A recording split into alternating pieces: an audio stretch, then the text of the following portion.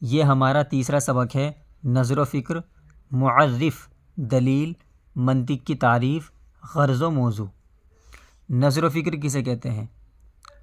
نظر و فکر جانی ہوئی چیزوں کے ذریعے انجانی چیز کے معلوم کرنے کو نظر و فکر کہتے ہیں۔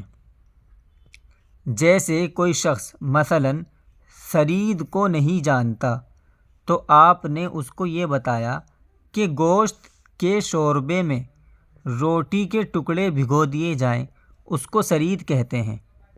تو دیکھیے، اس کو جانی ہوئی چیز شوربہ اور روٹی کے مجموعے سے نامعلوم یعنی ثرید کا علم ہو گیا۔ اس طرح جاننے کو نظر و فکر کہتے ہیں۔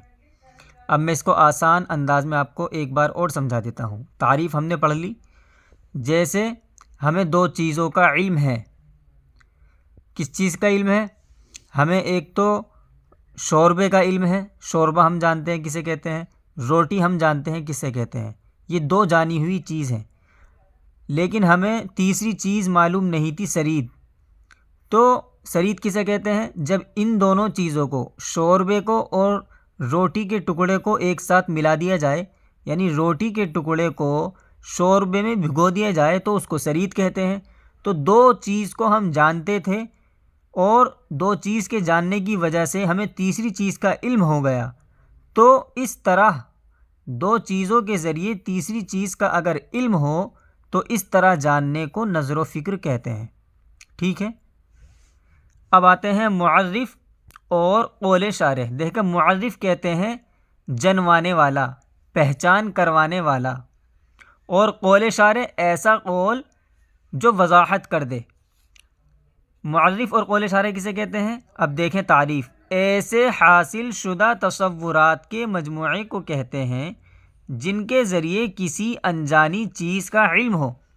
حاصل شدہ تصورات، حاصل شدہ یہ یاد رکھیں، یعنی جو تصورات ہمیں پہلے سے معلوم ہیں، جو تصورات ہمیں پہلے سے معلوم ہیں ان کے مجموعہ، ان کا جو مجموعہ ہے، ایسے حاصل شدہ تصورات کے مجموعے کو کہتے ہیں جن کے ذریعے کسی انجانی چیز کا علم ہو۔ جیسے شوربہ اور روٹی کے ٹکڑے، یہ دونوں تصورات ہیں حاصل شدہ، ہمیں معلوم ہے، حاصل شدہ تصورات ہیں یہ دونوں، شوربہ اور روٹی کے ٹکڑے، دونوں کا مجموعہ معرف اور قول شارح ہے۔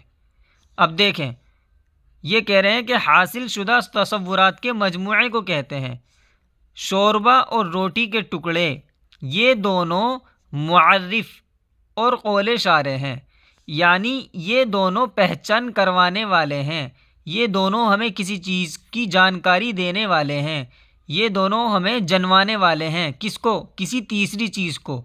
اور تیسری چیز کیا ہے یہاں بتا رہے ہیں، کیونکہ اس کے ذریعے ثرید کا علم ہوا۔ ایسے حاصل شدہ تصورات کے مجموعے کو کہتے ہیں جس کے ذریعے کسی انجانی چیز کا علم ہو، جیسے شوربہ اور روٹی کے ٹکڑے، یہ معرف ہیں، پہچان کروانے والے ہیں کسی تیسری چیز کی۔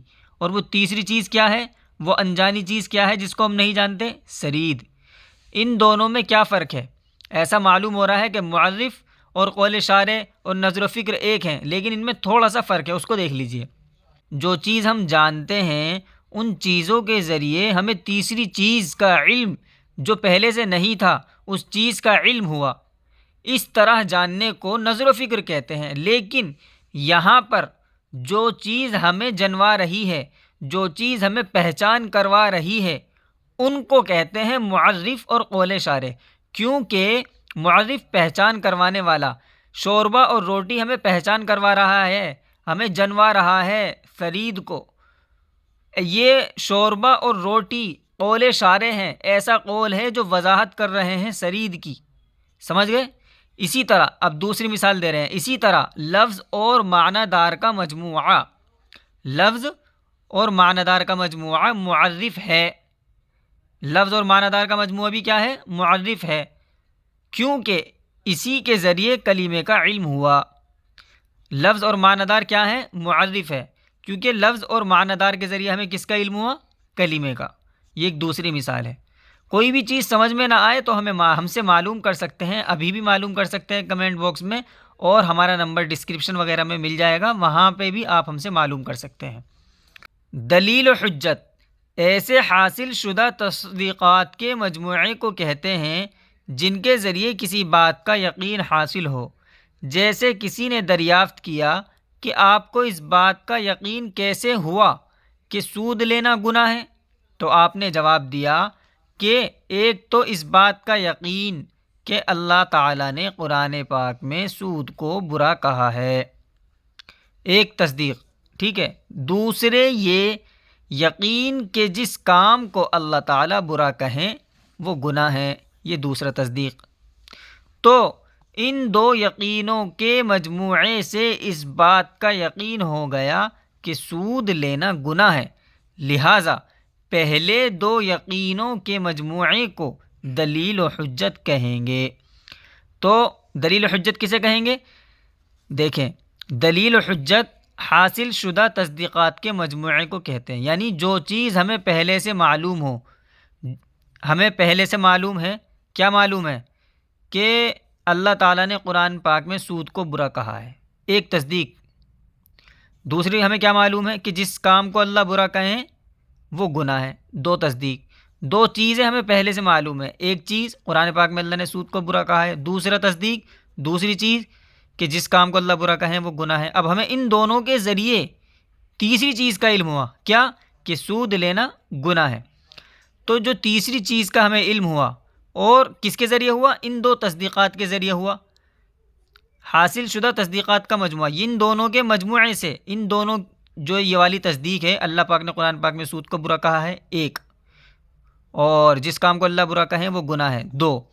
ان دو باتوں کے ذریعے، ان دو تصدیق کے ذریعے، ان دو تصدیق کے مجموعے سے، ایسے حاصل شدہ تصدیقات کے مجموعے کہتے ہیں جن کے ذریعے کسی بات کا یقین ہو۔ اب ان دو تصدیقات کے مجموعے سے ہمیں کسی بات کا یقین ہوا، کس بات کا یقین ہوا؟ کہ سود لینا گناہ ہے۔ تو اسی کو یہاں بتا رہے ہیں کہ پہلے دو یقینوں کے مجموعے کو دلیل و حجت کہیں گے، کیونکہ اس کے ذریعے ہمیں دلیل و حجت مل گئی کہ سود لینا گناہ ہے۔ تو ان دونوں کے مجموعے کو دلیل و حجت کہیں گے، ٹھیک ہے۔ امید ہے کہ یہ ساری چیزیں آپ کو سمجھ میں آ گئی ہوں گی، کوئی چیز سمجھ میں نہ آئے تو معلوم کر سکتے ہیں، ٹھیک ہے۔